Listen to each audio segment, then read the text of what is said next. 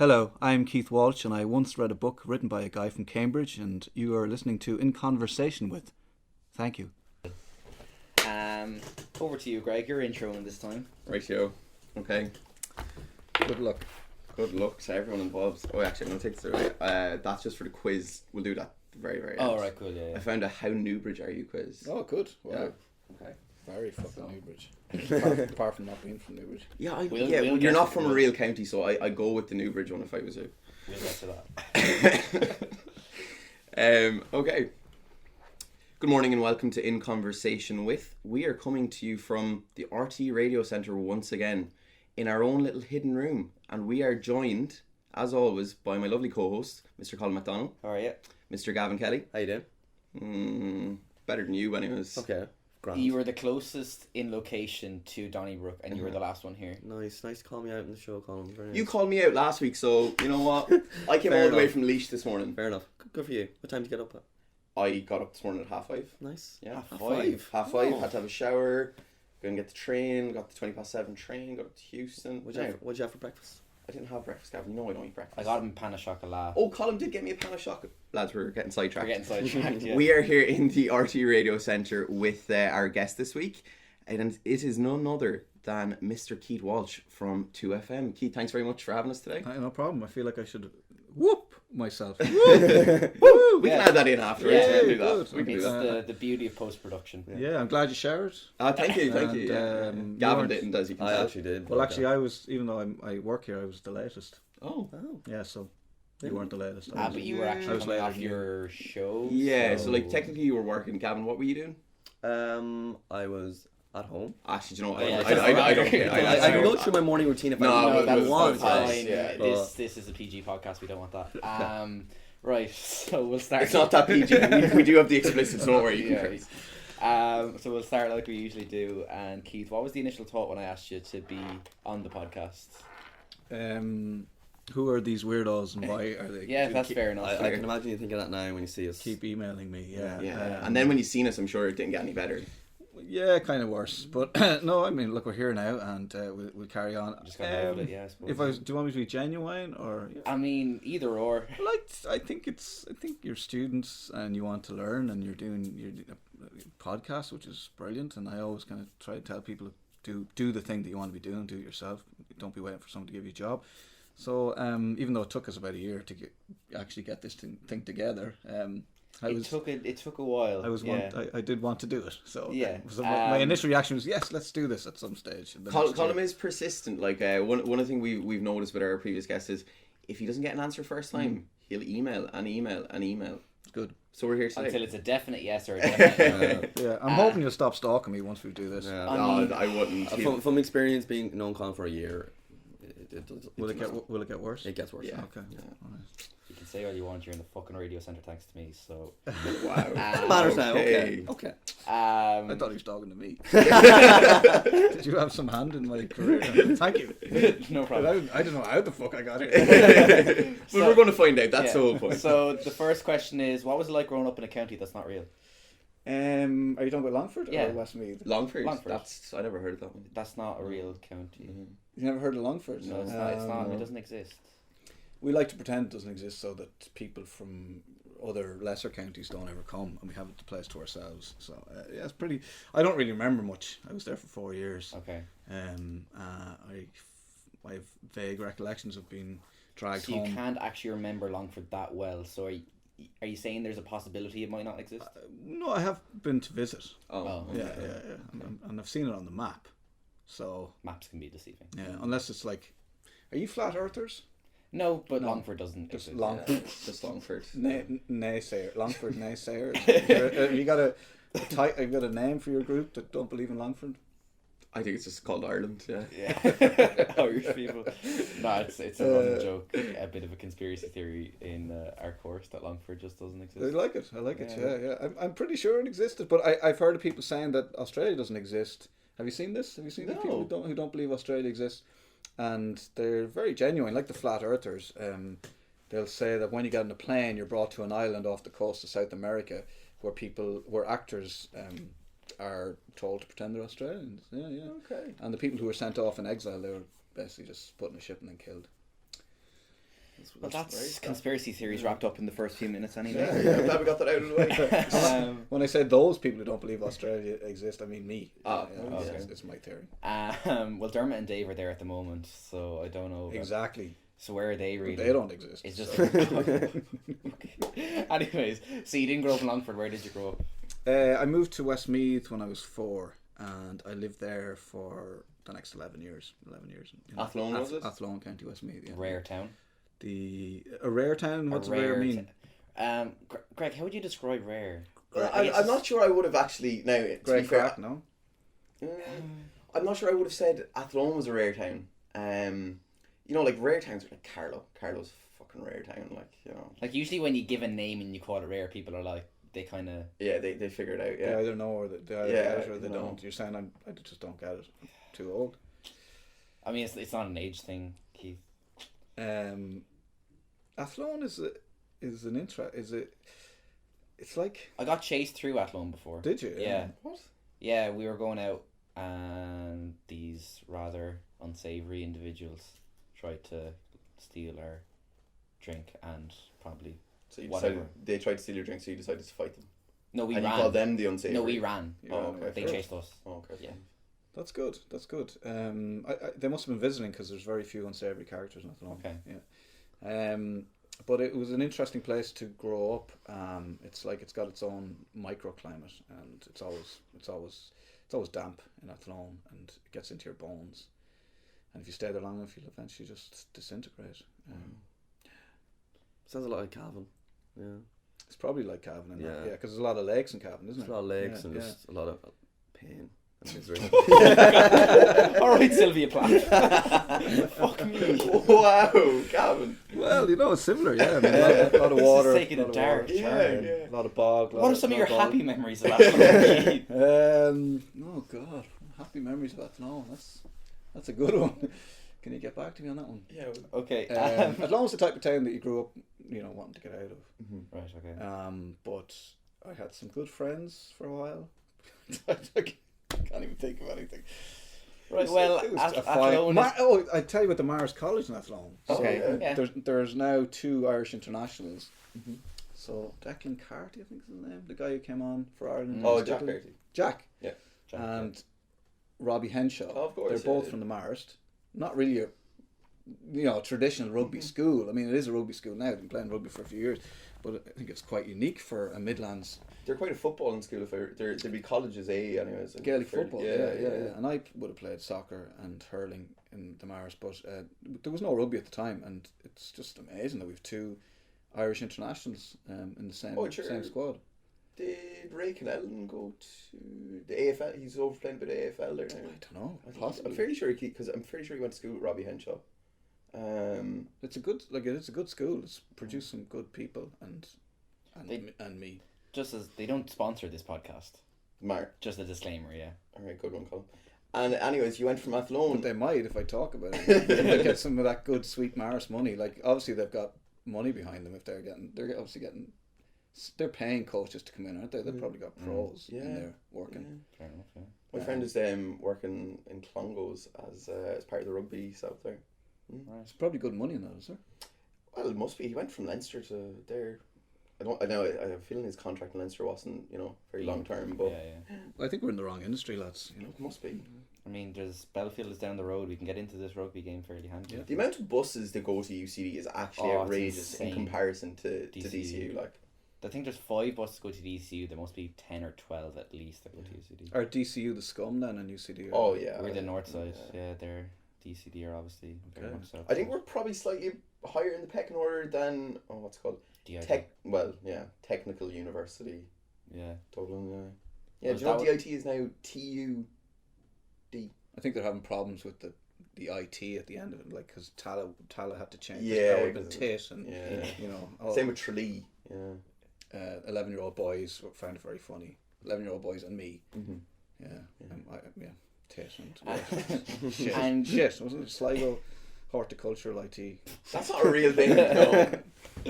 And you went to college, Keith, in Inchicore CFE. You studied drama. What brought you there?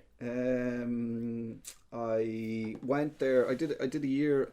I finished school and didn't care much for school, but I managed to scrape a leaving cert together, and then didn't really know what I wanted to do. I was trying to get into NCAD to do graphics, and I had a portfolio together that was obviously shit, so they rejected me, and I went to do a PLC course. You still call them PLC courses? Yeah. In Inchicore, which was to put my portfolio together. Spend a year doing that. It was a kind of it was graphic design, but it had elements of theatre. So we did set design as well as normal stuff, graphic design. So I did a year there, and while I was there, I got involved through doing the set design. I got to know the drama people and the guy, the head of drama, and he said, I think you'd be really good on stage. Would you like to do the drama course? It's a 2-year course, and you end up with a diploma. And so that kind of, I think I still hadn't gone into NCAD, but I'd gotten into a better PLC in Ballyfermot to do another year of putting my portfolio together. So that was one option, and the other option then was to do drama in Inchicore. And I said, fuck it, it sounded like more crack, so I did the drama in Inchicore. And it's kept me off the streets, I suppose. So that's kind of how I got into it. Had you ever done any drama prior to that? School musicals and I had actually. In Athlone, I was. We used to go to the community games. Oh yeah. I grew up in an area called Retreat, and we used to go to the community games, and I was part of the variety show in the community games. So I did that a couple of years. So that was all singing, all dancing, and sketches, funny sketches. So I did a bit on the stage. So it wasn't completely out of the blue, anyways. No, my family were in the local musical society, and we were all into singing. My parents used to be in a band and all this kind of stuff. So it was kind of there, I suppose, in my blood, you know. So it seemed like a good idea to give it a shot, and you know, didn't quite work out. But so tell us, how does drama turn into radio then? Good question. Because I came out of drama. I came out of the 2 years in Inchicore, and I think I went for about 3 auditions and didn't get any of them. And went, fuck this isn't for me. You know, I'm obviously not knowing that people go for hundreds of auditions and don't get it. So no, fuck that. I'm obviously not meant to be an actor. Stopped doing it and got a job. And I didn't really fancy the prospect of not having a job and trying to go for auditions and not having any money. So I just got a job. In a shop, and I ended up doing a bit of travelling. I was with my now wife. We went travelling. We went to Australia and America. Well, that place is not real. Yeah. We went to an island off the coast of South America where they all pretended to be Australian. That sounds like a great experience. Yeah. And so I spent a year. I lived in London for a year, worked in hotels, went travelling for a year, came back and met up with a friend of mine who I'd been to school with, and he had in the interim he had gone to study, he'd done a master's in film. I think it was a master's, but a post-grad maybe, I don't know the difference. I'm not that au fait with college stuff. And so he'd done some sort of filmy thing and was making stuff at RTÉ, and he came across this Near FM. They were sort of doing a little bit in a documentary about Near FM and community radio, or they were using the studios for something, and he noticed the sign on the wall. We'd moved in together, we were living together at the time, not in that way, we had separate bedrooms, and my wife also lived there, so that would have been kind of weird. But he came home one day and he had this kind of thing that was on the notes board that they were running a radio course, and he said we should do the radio course, because we were writing comedy scripts and television and film seemed too kind of far out of our reach, so the radio seemed more accessible, and we thought, well, if we do a radio course, we know how to work basic radio equipment, desk and equipment and all that kind of stuff, maybe we can do a radio show. So we did the course in Near FM, and at the end of the course, we part of the course was to put an hour-long radio show together, and we did, and threw in our sketches and a few tunes and that kind of stuff, and they offered us an hour-long show every Thursday evening. We called it the Thursday Show. Thursday Show. It's very inventive. Yeah, it was on every Thursday. Nice. No, I wouldn't have guessed. Yeah, no, it was good. It was kind of. And did you have it like? Obviously, that was like kind of community radio based out in Coolock. Do you have any idea of kind of listenership numbers in the? God, I don't know. Do you think anyone listened? Did you care? People did. Well, we used to get the odd.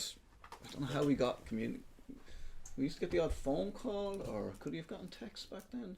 Yeah, you're not maybe that an old, email. like, come on. Well, pretty old. Maybe an email. Maybe they might have had a text messaging system there. But you get the odd bit of correspondence. Sorry, that's the. So don't worry. Somebody trying to get out. It's a 5 to 11 explosion. It's to scare off the crows. So, did we have? I don't know. I think we did. I definitely remember there was some people listening because we used to get some feedback somehow, possibly a letter every 2 weeks. You know, from Maud listening in Coolock. But it was weird. We both worked in bars. I worked in a pub called the Bailey just off Grafton Street. Joe's working at Thomas Reid on Dame Street, and every Thursday we'd just get 2 buses across to Coolock and do a show for an hour. And that was it. We did that for about a year and a half, I think. And that turned then into Phantom FM? Phantom then, yeah. So we were sending Which was at the time still Pirate. It was a pirate radio station, yeah. So we were sending our stuff around, probably like you guys, knocking on doors, sending out emails, sending out demos. Anytime we did a show we thought was half decent, we'd send it around to RTÉ, and there was a guy working for RTÉ who was also running the pirate radio station Phantom, and he gave us a shout, and we thought we were meeting him about something in RTÉ. It wasn't that long. I said I was some come down. That long into the meet. Yeah, we were very well dressed up for that meeting. But he was like black t-shirt, jeans, rocker dude, and we were like, okay. It was shortly into the meeting we realised it wasn't a job in RTÉ. But Phantom were based very close to where we both lived. I lived in Harris Cross and Joe lived off Camden Street, and Phantom were based above Whelan's, I think, at the time. So it was saved us the 2 bus trip out to Coolock. Still weren't getting paid, but we felt like Phantom had a listenership that was more like us, probably had more listeners, and also we were indie alternative heads when it came to music, so it suited us, and we started a show on Phantom called The Thursday Challenge. What was the challenge on the Thursday? On Thursdays. We'd come up with a different challenge every day. We like to think we invented texting and asking people to do things. You know, like, so, things to, when you see these, how you know you're Irish, you know. Oh, yeah. So we like to think we invented all that kind of stuff. We probably didn't, but we used to do, the challenge would be like, you'd have to, we had a proper text system, so we'd say, text is now how you know you're Irish, and then people would say, things your Irish mother used to say. That was kind of the challenge. Yeah. And how was the listenership? I have no idea. Yeah. But we used to get texts in. And were there weird texts? Any? What was the weirdest text conversations you got during? Oh God, I don't remember shit like that. I barely remember last week. No, they were all quite nice. Like they were quite cool. Like sometimes we were trying to do effectively a comedy show with sketches. And we basically performed the sketches live into the mics as they happened. We didn't have anything pre-recorded. We just rock in with our scripts. And people were quite good about it, because, think about it now, if you were to try and do a comedy show on an indie radio station where people just wanted their tunes, they could have been very pissed off. Yeah. And, they kind of get off and play a tune, stop fucking talking, which is what I get now on 2FM. But no, people seem quite nice. Maybe I just didn't see the nasty text. Yeah, maybe just block them out. Yeah, over time. And then you brought your talents to Spin. Then we were on Phantom we were only on Phantom for about 6 months, I think. And then Spin was starting up, and the guy called Liam Thompson, who ran Spin, I don't know where he is now. He had come from RTÉ to go and run this youth station for Communicore, and he gave us a shout and asked us if we wanted to do a show. So we did a comedy show on Spin every Saturday, and that was on 6 o'clock on Saturday evening, called Tea Time Express. And then you did Breakfast Express. And then we changed, yeah. So it was Tea Time Express, and then they changed the time, so it wasn't at 6 o'clock in the evening, it was on 11 o'clock in the morning. So what could you call it at that time, I wonder? We kept the name Tea Time Express because we thought it was wacky. And people know it now. I don't know how many listeners we had, but we reckon, they're familiar with the title, let's not change it now. So we kept it Tea Time Express, and then some Australian consultant came in to fix the radio station, or I don't know what his job was, but he recommended to our then boss that we should do the breakfast show. So we did Breakfast Express. He was an actor pretending to be Australian. Yeah, exactly. Yeah, now that I think about it. Yeah, it's Who weird. was that guy? The thing about Australians is, they're all fake, but they still decided to come up with this strange accent. This really just individual accent. Like. It's somewhere between South African and British, isn't it? Yeah. It's kind of like, I think it's English people going out and they're kind of talking like this in it, mate, and then again the sound is like, oh my god, it's so hot, mate. Did it? Strange people. Yeah. Strange actors. Anyway, and then you moved out west, back to Athlone. Yeah, 5 years in Spain, and then so I was doing Spain. But I kind of felt like I wasn't learning a hell of a lot about the radio business. I'd just go in and we just talk shit and do our show and write sketches. And you've changed since then from your style on the radio, No, I haven't. But for some reason at the time I was young and restless, and so I thought I needed to get out of spin. So anyway, I went and took up a job with iRadio, which was just starting up, and I got the job initially as assistant program director, then program director. Before we even went on air, I became program director. I hadn't got a clue what I was doing. Was that just kind of learn on your feet? Or? Yeah, literally. Yeah, they know the guy they had as program director. What didn't work out, so it's like, well, you're now the program director and also breakfast presenter, and you have to set up the radio station. So I learned an awful lot. It was a baptism of fire, but I learned everything from broadcast equipment to what goes on in the comms room, what goes on, how to build a studio, what kind of carpet to use, what to put on the walls. Just absolutely. It's that kind of shit you have to think about. You don't really. I don't know. I could have just stayed in Spain for years. It would have been fine. So, but you do. Yeah, I mean, you have to be able to I never actually thought yeah, you do have to we actually got a new studio in DCU this year, and we got a new student centre. And yeah, I'm actually just thinking about the lads had to get like the foam stuff for the walls, for soundproofing and stuff. Yeah, like I mean, I'm standing in studios and clapping like this to see what the stupid stuff. It didn't really. I mean, it does matter, but it doesn't really matter. Put a bit of carpet on the wall, would be fine. But we took it very seriously, and we got it up and we got it on air, and I stayed there for about the breakfast show at Bernard O'Shea, for about 3 years. And was that the first time you and Bernard had met then? Yeah, Bernard was being brought in anyway.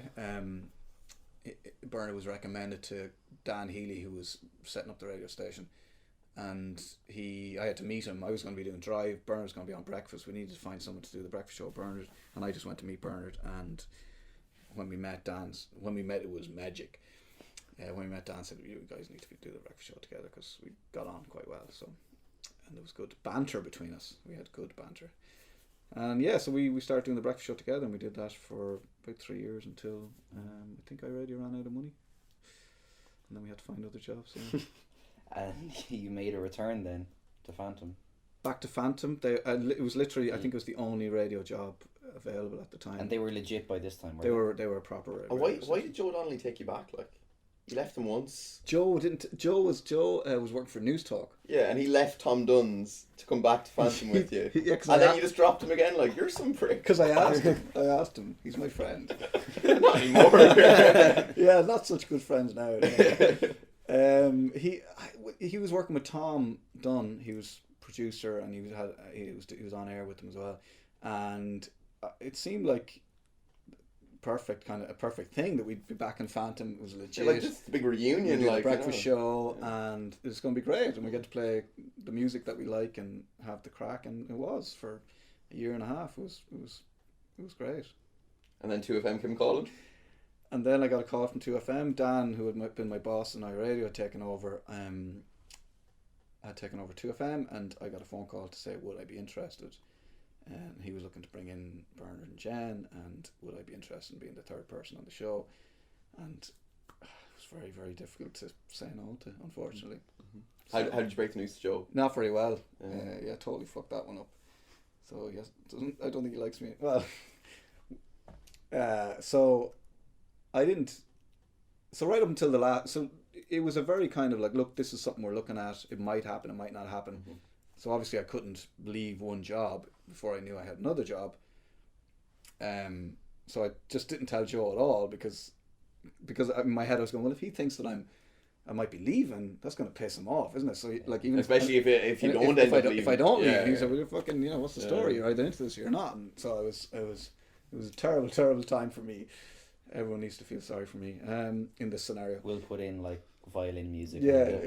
Please, if you wouldn't mind. Yeah. And I didn't get to tell Joe, and just before I was planning on telling him, when it was all seemed to happen, the news broke. Somebody else got wind of it, and he found out through somebody else. And I had to tell him it was true. And yeah, that was a total fuck up of a. Yeah. So, I could see how that could occur. Yeah. So. But at the same time, you were kind of backed into a corner to a degree. Like. Yeah, but like in the media industry, you can't be like, hey, I might go, I might not. It would have been difficult for us to carry on if I had said that like my head was turned, but maybe not. And I suppose in retrospect, I should have given him the opportunity to either, or to be whatever way he wanted to be about it, but at least tell him up front what was going on. And I think, fairness to Joe, he just didn't like the fact that other people kind of might have been talking about it before he knew, and that was, I felt probably a bit shitty on my part that was the case. I suppose, it probably wasn't the fact that you were leaving or you were moving on. It was more the fact of how you broke it. I think about, the girlfriend cheats on you in the morning. How did she break it to you? Yeah, but also if she was thinking of leaving you, and other people knew that she might be leaving you before you did, that'd be a bit shitty, wouldn't it? We're still friends. We're not obviously as close as we used to be, which I feel is my fault. But did you give him like one free shot even? You're just like, hey, you can hit me once, that's it. No, maybe that's what it needs. Maybe that's what it needs. Best friends afterwards. Get our friendship Get back it out of on your track. system. Yeah. Like, I feel like he would have knocked me out though. do you think? Yeah. Oh yeah. He's a Is he big a big guy? Yeah. Okay. He doesn't know his own strength. He chops wood. He lives out in the country. Oh, sure. Chops logs. He's That farmer strength. yeah, like brute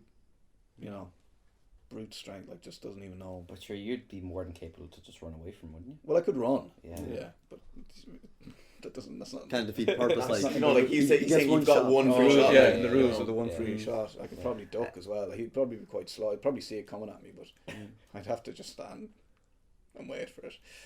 So maybe that's it. Yeah, maybe. It does help though. Like I think you really should like maybe offer that olive branch because Colin and I was Gavin there? Is this Coppers? No. Oh. We went to Coppers about 2 weeks ago. Colin, he wasn't in the best form to get in. Bouncer wasn't really appreciating his tone of voice. We'll say it for discretion. He has stomach ache. He had a stomach ache. He had a slight stomach ache. Pissed. And Colin couldn't get into Coppers, and I wanted to get into Coppers. I was in a good But form. it's leave no man behind. Yeah. in So fairness. we tried our best to sober him up, but it wasn't working. So eventually I slapped him. Okay. Yeah. And then And then the first one didn't work. Second one kind of worked. Then I had to slap him a third time, and that actually did that did the trick. So he went from not getting in to going up to the bouncer and handing him his ID the wrong way around, and still getting in. Good. So it worked. Nice. Yeah. Do you feel like you still owe him a slap or no? see, I can't remember being a Coppers bar the He didn't stamp he that didn't was on believe my- us that he was in Okay. Coppers till he seen the stamp on his arm the next morning. Do you remember the slap? I remember one certainly. Yeah, probably the hardest one. He didn't actually realise it was 3 slaps No. until one of our friends told him the next day. He was like, it's actually 3. Like, Okay. Well, yeah. Well, at least you have that. If he's ever in that situation, you know. Yeah, what I to do. will. we did discuss How I Met Your Mother Slap bet. that he would have like one that he could use whenever he wants. Okay, Yeah. that's fair. I don't feel comfortable having that kind of power over. And somebody. I didn't feel comfortable looking over my shoulder for the next. Be flinching for however long until I decide to slap You you. could be one of these hilarious YouTubers that just like randomly like slap each other. And Yeah, it's just a prank, bro. I think it's hilarious. I like. Or take his phone. I understand the throw it into concept whatever. of it, but like, I think if you did it to me, I'd probably just turn around and like hit you again, like, and then we'd start the whole process all over again. Right. So Keith, when you came to RTE, did you have any growing pains? Did you have to adapt at all from being in iRadio and being in Spain? Was it a bit of a change? Yeah, huge. Yeah, because if you're with a small commercial entity like Spain, or if you're with iRadio, or if you're with Phantom, it's a very much like kind of just get on with it and do it yourself. Like if we wanted to do a show, for instance, we decided on Thursday we're going to go down to Athlone or whatever, or go to Leash and do the show live from your kitchen. You could do that. Just but in RT, there's systems, there's departments, it's a lot more. You're part of a bigger machine. Structured. 20 forms you have to fill out. Pretty much, yeah. You got it, and you have to plan it in advance, and you have to know like a few months out that you want to do this, and it's kind of it just takes more time. Also, we had producers, which we didn't really have before, just making sure we don't say things that got RT into trouble. It's all all this stuff was right and proper, you know, but it was just weird. Certainly for me. For Jen, it was fine. She'd never worked in radio before. For myself and Bernard, it was a bit like, oh, can we not just? No, you can't. But it was good because also on air, with iRadio especially, we were probably more likely to say whatever the hell we wanted, you know.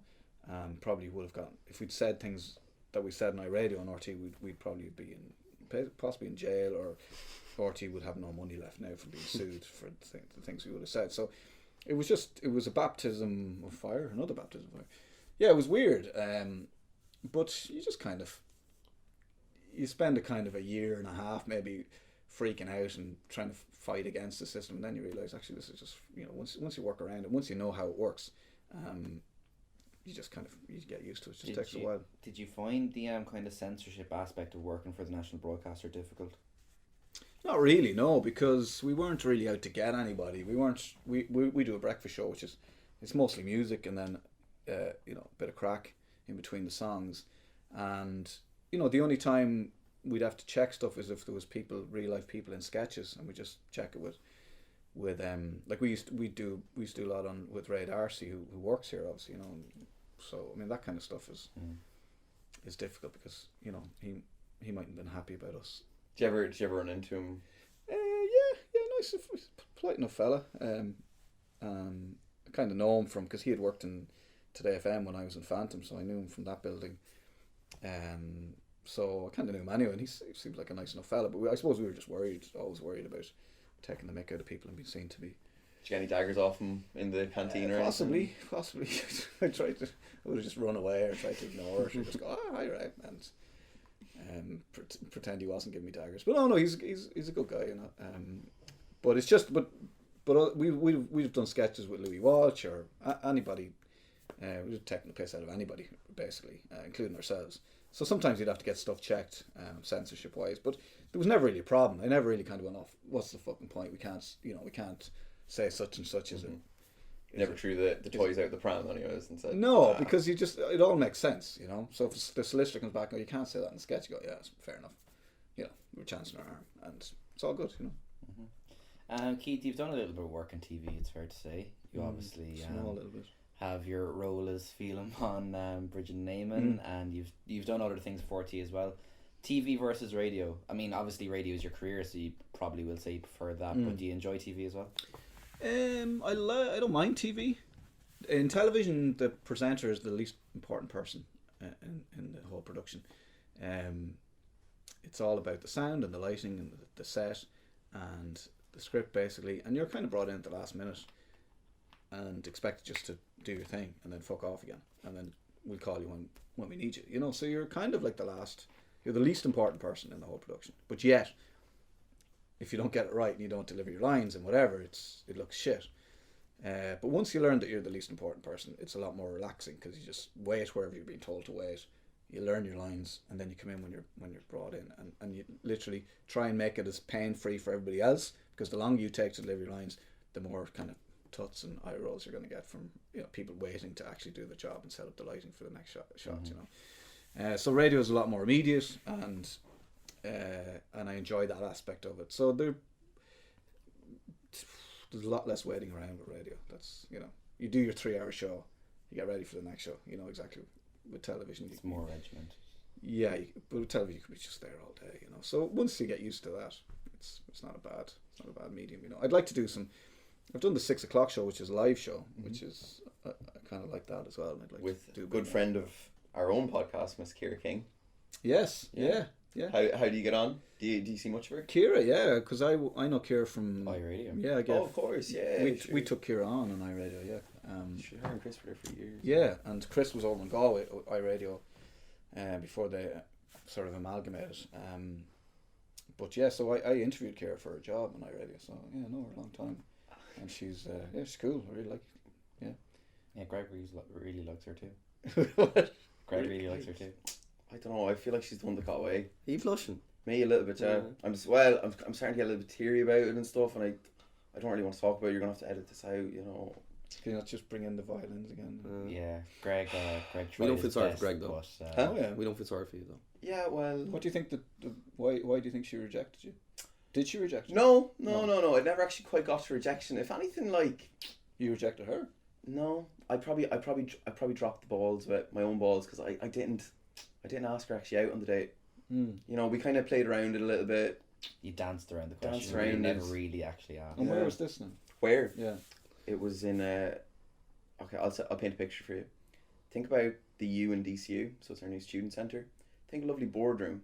Think about the two of us staring across each other, you know, across the table, and just our eyes met and just glimmer in the eye, and it all started from there.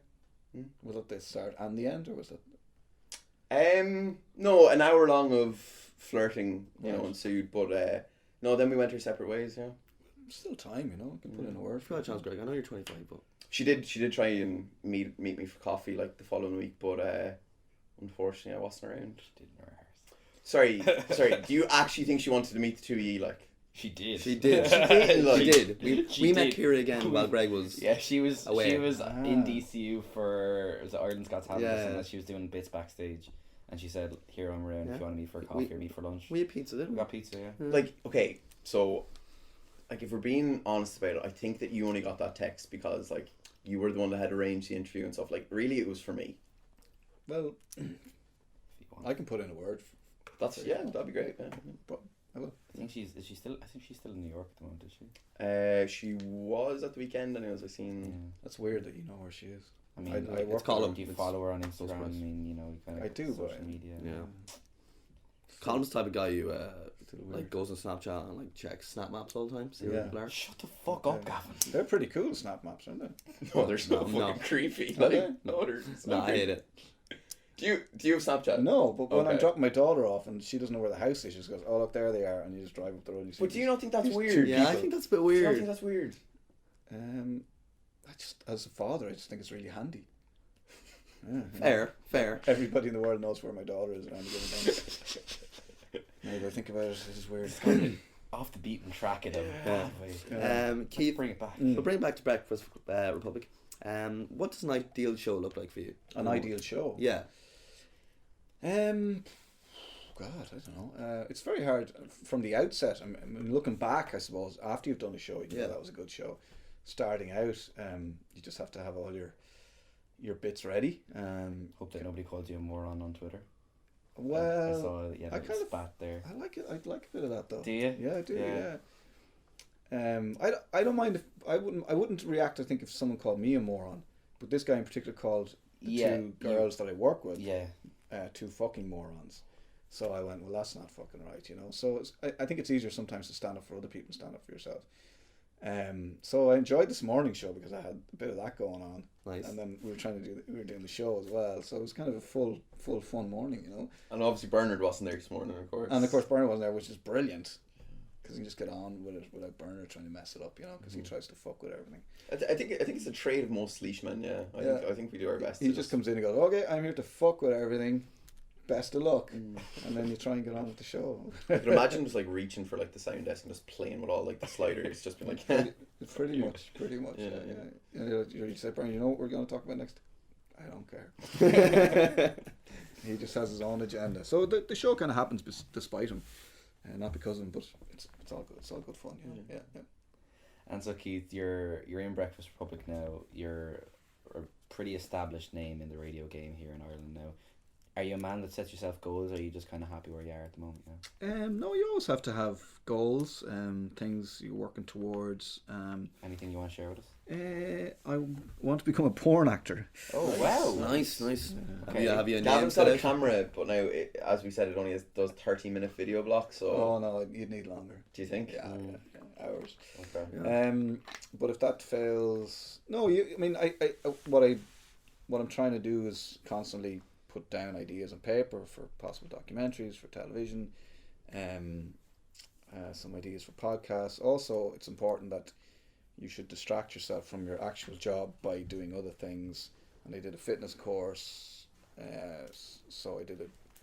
Oh, you were studying to be a personal trainer, wasn't it? Yeah, so Very good. So I can train people who I want. It kind of keeps you.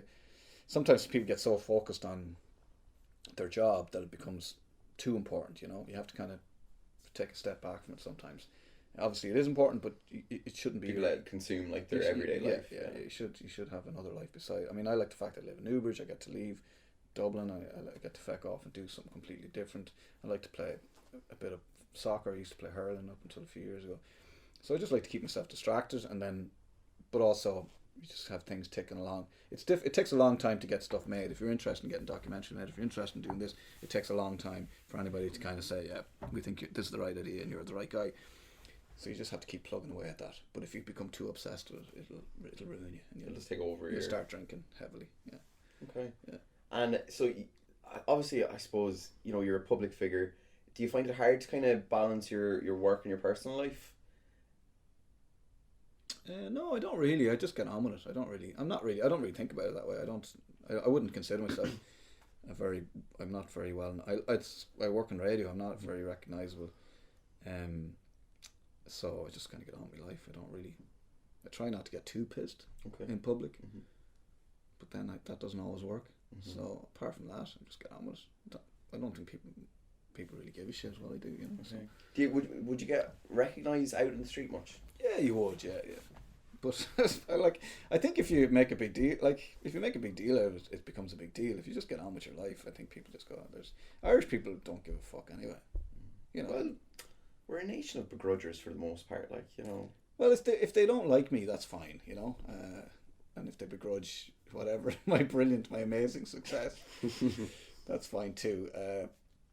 But as long as they're not bothering me, I don't really care. You know, if they're shouting at me, you know, if they come up and start like kicking the shit out of me, that would bother me. But as long as they're not, I hope you haven't had that experience so far, anyways. Not as a result of my amazing success. Okay. But only as a younger man for being a dickhead. That's totally different. But so I just get on with my life. You know, just don't really think about it. I'm going to bring it back now. I'm going to bring it back to hurling. Yeah. Okay. What was your club? Sarsfields. Oh, okay. Sarsfields in Newbridge, which is a football club really, and we were. I was going to say, born in Longford, grew up in Westmeath, then Newbridge. In the words of Bob Egan, not a whole lot of hurling strongholds. But well, yeah. I believe your parents are from Kilkenny. Both my parents. Well, there you go. Yeah, See? that explains all. Okay. So, but I'm still shit at hurling. Okay. But no, in Westmeath. I grew up in Westmeath, and we had it seemed to be a good hurling county when I was there. But so I have I have an under 12 and under 14 county medal, which I'm very proud of. Very good. For Westmeath, and I played with Southern Gales in Westmeath, and they were basically the Athlone club. They play as Athlone in football. And I played with Sarsfields in Kildare. I hadn't played for years, and they just decided to put a club together. There was a few blow-ins. There was lads from Cork and Tipperary, and a few Kildare lads who had played underage had gotten to senior age. So we just started playing again, put a team together, and I played for about 10 years. Yeah. Very good. What was your position? Either. Yeah, guess. Yeah, good. Wing forward. No. I'm gonna say wing back. I'm gonna say no. Yeah, wing back. Yeah, wing back or full back. Yeah. Okay. Because I was gonna say because of the running, you have to get up and down. So you'd have the fitness then to get up and down the lines. Yeah. You know? I play soccer now, and I play on the wing. Yeah. We got the wing. I got the wing back. You got wing back fair. Yeah. On the nose, yeah. I would have said it. Back anyways. Yeah. But I wouldn't be great now. Don't undersell yourself. I wouldn't be a great player, but I'd stop a great player.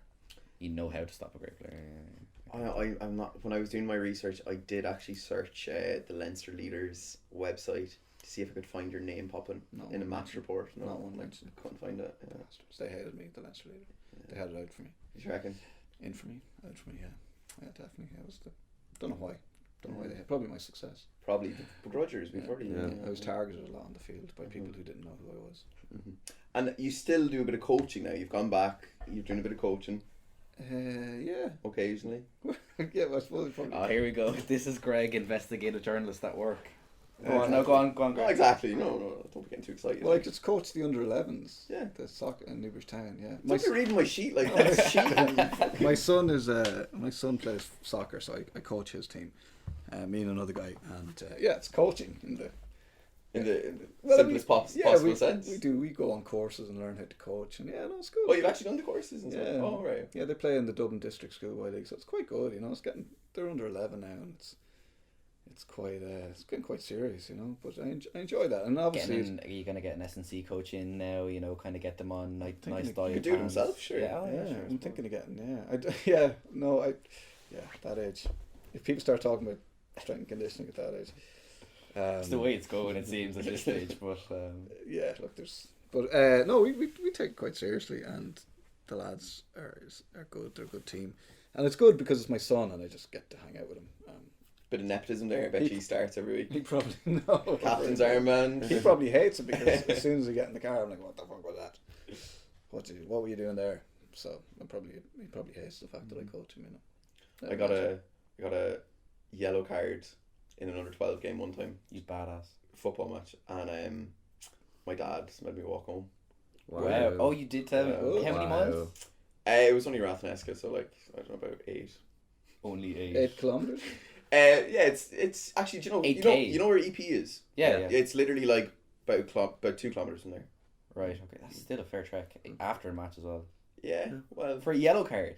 Yeah. Wow, what if you got a red card? Yeah, I was like, Good fuck. man. He would have dropped you somewhere and made you walk from there. I only ever got a red card once, and it was in a soccer match, and it was up in Killy, Right. and yeah. I never got a red. I got a black card in football before, because the wing forward was coming in and he handed it off, and we were kind of losing at this stage. So I was kind of sick of it, so I just stayed there and firmed up the shoulder, you know, and he went down fairly, and the referee gave me the black card. You were happy to go off at that stage, were you? Yeah, I kind of wasn't arsed after that stage. Then I we were already understand. getting hammered, like. Yeah. So, Well, guys, you are cool.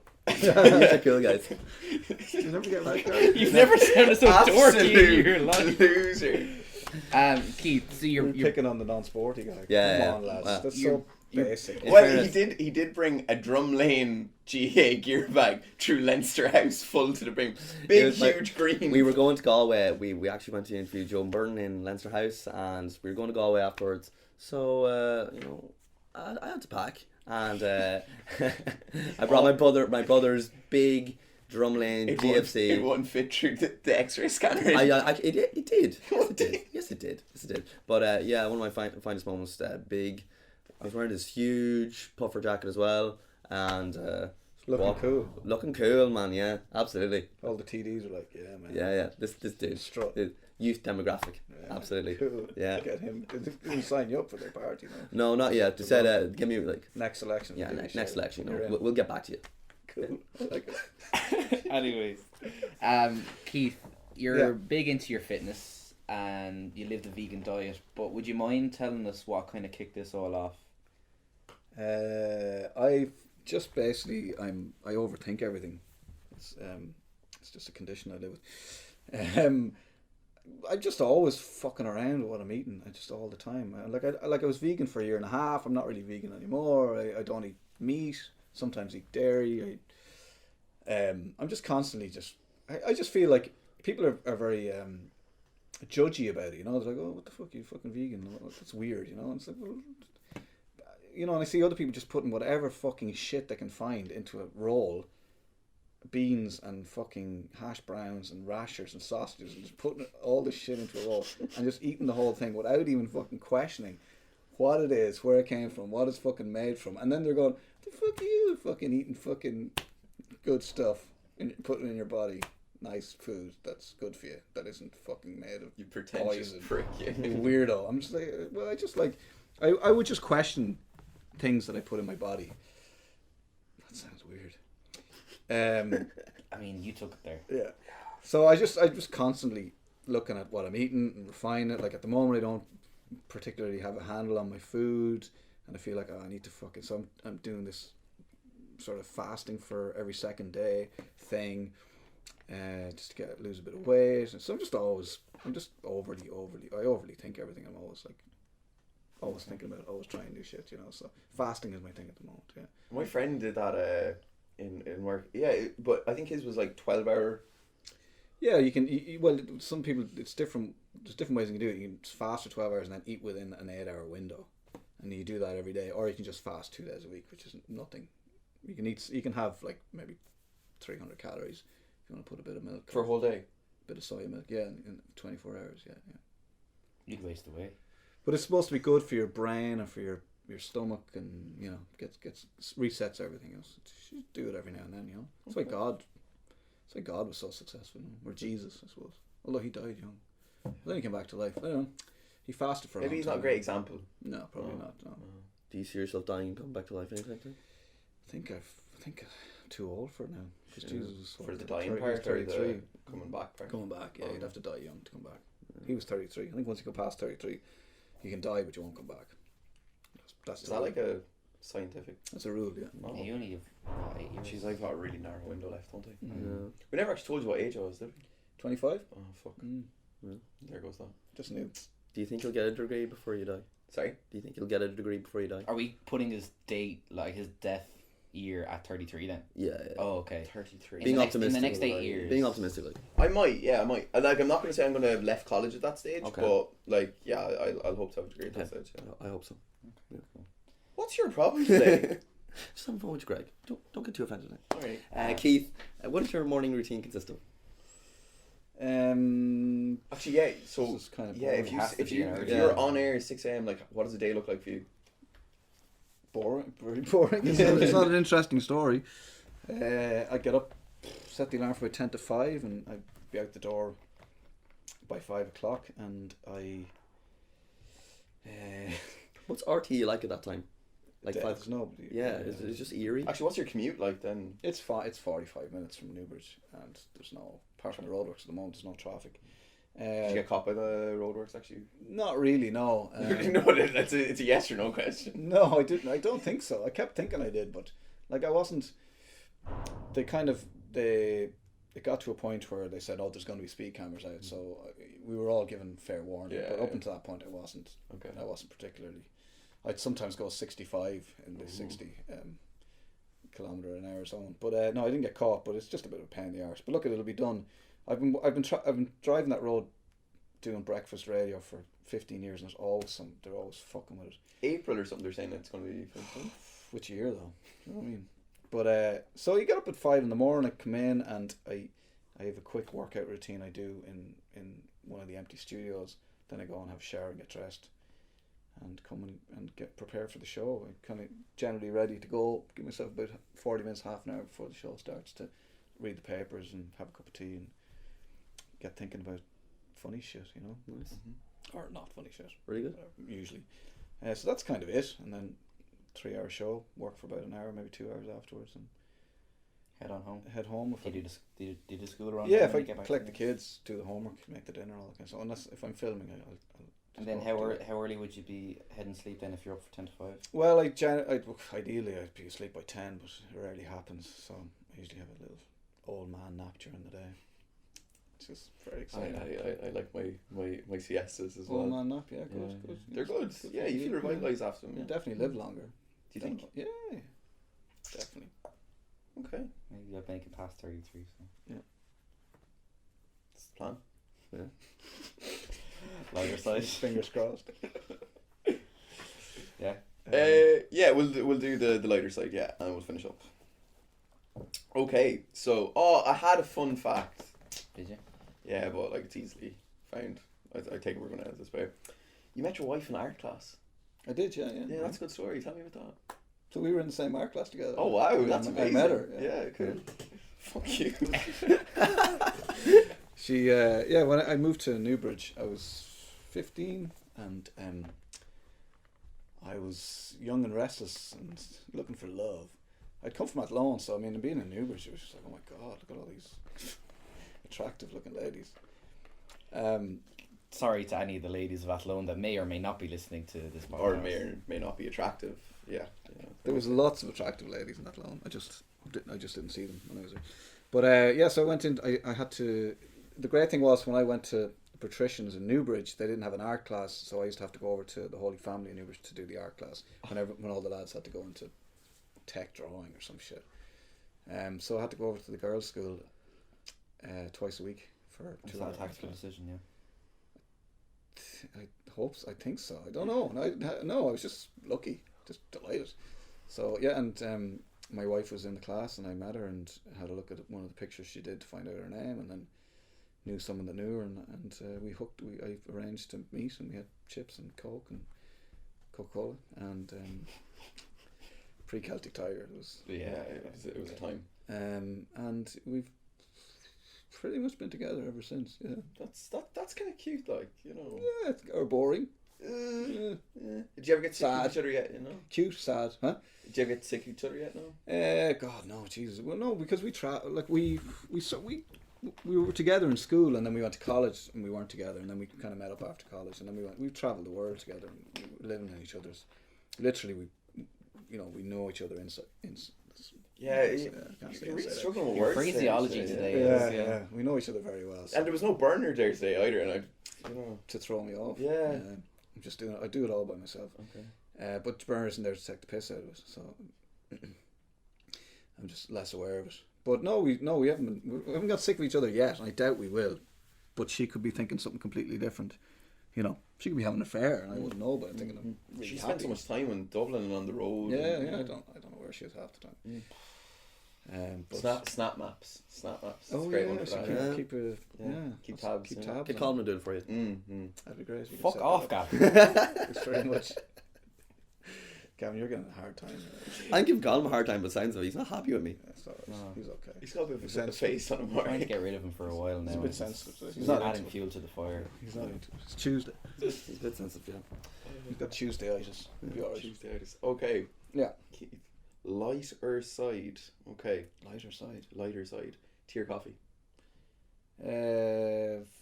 Either, but they have to be decaffeinated. Decaf coffee. Love decaf coffee. Yeah. How do you take your decaf coffee? Just decaf Americano with some soy milk. Prick. Yeah. How do you think I feel every time I He order was that so thing? excited to actually call you a prick when he came in today. It's He was good. buzzing. No, see, You don't have to explain yourself. It's good. You just own it. I would bring up the matcha latte thing. yeah. See, like I work 2 days this week, and usually I'd have about 3 coffees in work, lattes generally. I had 3 soy lattes. So you're in no position to call Keith a Yeah. prick. Yeah, I didn't tell you that bit earlier. You really are cool. That's all right. You are cool. I'm happy for you to come. He was considering wearing a scarf today. Yes. No, sorry, it was very cold. And he really wants an electric scooter. Are you cool, actually yeah. just calling me out, like? Yeah. Okay, fair enough. Right, That's but all right. I think that's all cool, but that doesn't make you feel any better because I'm a prick. no, yeah. And if Regardless, if I think it's cool, that's bad. Do you know what I mean? yeah, that's not going to help my case. Yeah, so I get just say like, I get called a prick by people with their eyes every time I order. yeah. They're like, That's basically me and Greg's relationship. He just looks at me and I can tell. Tommy's a prick. You don't even say it like. Just know. such a prick. Your girlfriend gives you that same look as well, but Sure. it's Yeah. generally. You not say something like, at least I have one or something. No. Not that bad. Nah. It's good. That's real uppity, like. God. He only lost his virginity like 2 weeks ago. Would you not say something like, at least I've lost my virginity? Come on. No, Greg. Keith's helping you here, guys. He is, yeah. Thanks, but no. Greg. I'm sorry. We have one rule. I don't call out Gavin's virginity on the podcast. Yeah, that's gonna have to be it. Yeah. So just enjoy that little moment, Keith, because Okay, nobody else will ever hear it. The last time, and the reason we had to make that rule was we Am I interviewed. witnessing this? Are you going to break up? Possibly, yeah. We've gotten back together so many I was times. on the last ever podcast. Yeah. We interviewed Tebby Rex. I don't know if you're familiar with that. Yeah. And Daffy kind of took off on a 3-minute kind of poem about Gav's virginity. Yeah. Well, I don't think so, I but. hope you kept it in, did you? No, we didn't. Because it actually kind of just derailed the podcast. Okay. Yeah. And it could be seen as bullying then as well. couldn't it? Yeah. Yeah, kind of just. Abusive. Defamation of character. Defamation. Yeah, and at the time he still was a virgin, so he was. It was a bit very more close, sensitive sensitive, about it. close to the okay. bone, yeah. Yeah. I'm enjoying this because I've been in. I've always done shows with like 3 or 2 people, and I get the Yeah, the angst, we like the to anger, and take the strips out. frustration. I feel like this is what Breakfast Republic would be if it was on iRadio like at night or something. Yeah. Yeah. It's really good. It's good. Yeah. Any more Light-hearted side of it. Yeah. You can stop looking at me. You don't No, have to read people's. I can't read your writing anyway. It's not that bad. Okay, so we've done tea or coffee. Okay. 3 dinner guests, living or dead. You invite to a dinner party. Eric Cantona, Roy Keane, and Jermaine Greer. Jermaine Greer. You're gonna have to elaborate. You're gonna have to elaborate on that one. Sorry. I've seen a pattern until. Yeah, I thought you were gonna say. Well, I don't know why I picked Jermaine Greer. It's only because I'm reading this book. Are you aware of Monty Python? Yeah. Yeah. So Eric Idle. I'm just reading this book at the moment, and in the book, he talks about Jermaine Greer, and she was the first woman to be accepted into Floodlights. You know, this is the Cambridge review group. You know, they put on performances or whatever. She was the first woman to be ever. He was the guy who said he became the president of Floodlights, and he said we need to allow women into this organization. So she was the first one, but she seemed like a good crack. And I was just reading about it yesterday. They did a play and they toured the country, and she had a bet with him that she'd fuck all the guys in the cast, and she did. Well, he won the bet because she didn't. There was one guy. She didn't manage to have sex with, but she nearly did. She just seems like a good crack, you know. Okay. Because I just threw that in there. Jermaine Greer, maybe Eric Idle. Do you think you'd have much fun at a dinner party with Eric Cantona and Roy Keane? Yeah. Really? You've got Cantona would definitely be on the wine. Yeah. Keane, what would he be drinking? Yeah. Murphy's. He mightn't drink. Yeah. He might I can just imagine him being absolutely. I'd say he's wild. Smithwick's if anything else. What? I'd say he's Smithwick's. Why would you think that? I don't know if he was Smithwick's. No, it'd be silly. Yeah. Sounds like an interesting dinner party. Yeah. I just so I could tell people I was at dinner last night with Eric Cantona and Roy Keane, and then Jermaine Greer, and they go who? Yeah, fair. And I'd have to tell them who. Okay, so it'd make me seem intelligent because I was reading the book. I was going to call you out, and I was going to be like, yeah, you only threw in that one to seem some way cultured. Yeah. So I read a book by a guy who went to Cambridge, which is the closest I'll get to being cultured. Okay. That's I can see that connection. Okay, Saturday. Everything is within your control. Absolutely everything. You can go where you want. You can bring who you want. What do you do? I'll sit on my sofa in my house watching Six Nations rugby, drinking beer. Okay, very good. I'll take that. By yourself? Yeah.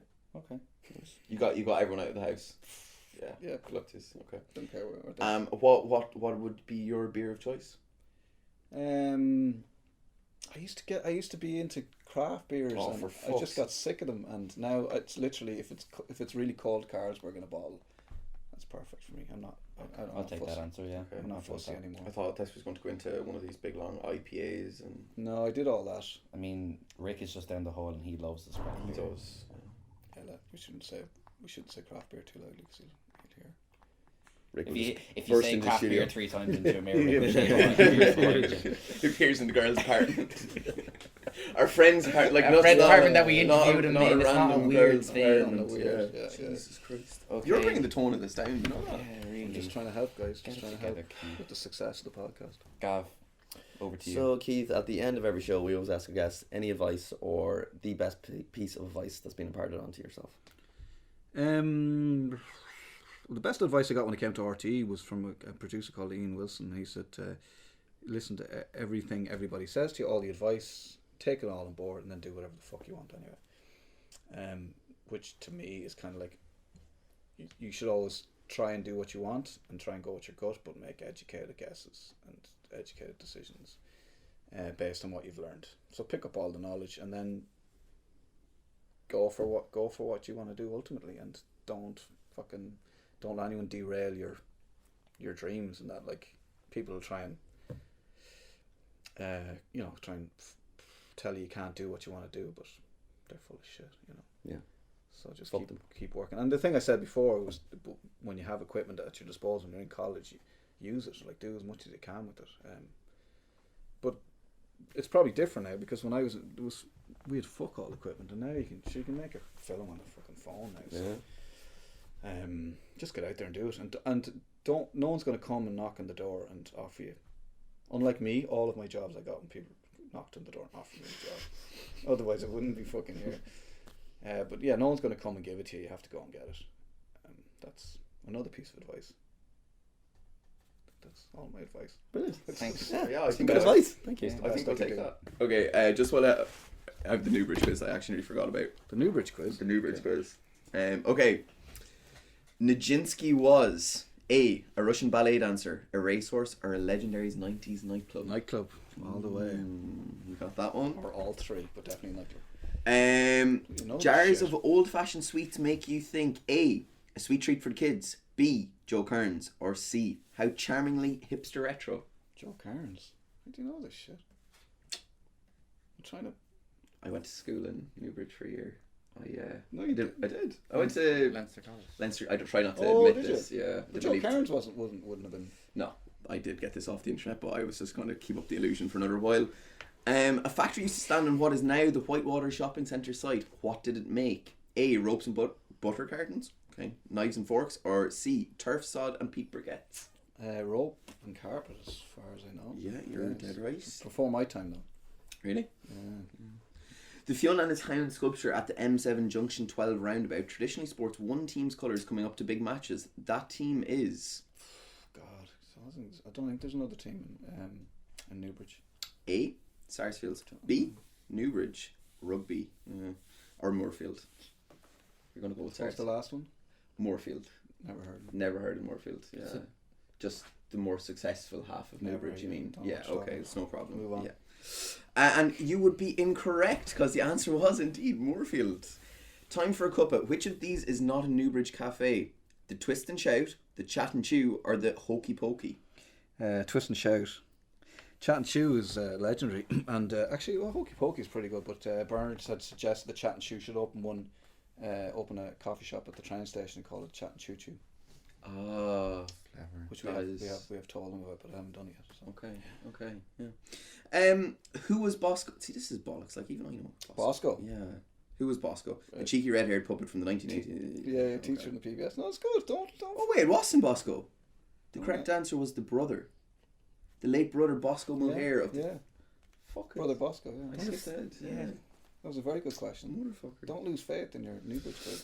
The traditional Moorfield watering hole, McDonald's bar, is known locally by what name? What the fuck is it called? I don't drink there because it's Moorfield. I can give you. Give me. Yeah. Okay. Big Mac's, Neeson's, or the Clubhouse? Neeson's. Neeson's. Indeed. We must get in there. What is this street? Station Road. Is there such? Have I got? Yeah, there is. Yeah. Oh, is it Charlotte Street? Oh, it is the peace line between two warring Newbridge tribes. That's more than Sarsfields. Yeah, that's. No, that's okay. It's snowing. What do? Throw some antifreeze into the car and drive gingerly to work. Hope the schools are closed for a snow day. Or C, grab a tea tray, a tarpaulin, or if you're posh, a sled and head for Donnelly's Hollow. Number 3, of course. Number 3. Yeah. Okay. From where was Derby winning racehorse Shergar stolen in 1983? Oh, I need the Ballymanny Stud, Baroda Stud, or Brownstown Stud? Ballymanny. Okay. He is correct once again. Newbridge Credit Union occupied modest premises before it built the offices below. The credit union is no more and the big building is now occupied by Intrio. But where was that first office located? Did you save in the credit union as a chap? Sure did. Still have the communion money, confirmation money there? Gave me enough money to go travelling. Mm-hmm. I must pay them back actually. Yeah, that'd probably be helpful. Do I get a choice? You can, I suppose. Eyre Street, Moorfield Road, or George's Street? Moorfield Road. And he is correct. How many questions can you ask about Newbridge? Yeah, I didn't think there was this God. many. Like, I assumed there was like 5. What Hollywood star brought some movie glamour to Newbridge in the mid-90s and with which film? It was Braveheart and it was Mel Gibson. It was I indeed. got a job on the film. Really? Wow. What did you do? Trainee assistant director. That kind of sounds... I was kind of runner. Okay. You made a lot of tea. But normal tea with full fat milk and fully that was back in the caffeinated. day Yeah. You hardly That was ran before I into... became a wanker. Take a bow. You are 100% Knobridger. Yeah. Yeah. Put that together. The Leinster leader. For fuck's sake. Yeah. Did you enjoy Not that? bad after. Yeah, it was really good. Good. Yeah, really Good. enjoyable. Okay. Yeah, Keith, thanks a million for No problem, doing the lads. It was interview. enjoyable. It brought me back to my days when I had to do weird. I take it Jen or Bernard usually wraps up the show in the morning. I just wait till the news comes on. Then walk out the door. Yeah, thanks again, Keith. No problem. This has been In Conversation with Keith Walsh from the RTÉ Radio Centre. Thank you very much for listening and we'll see you next time.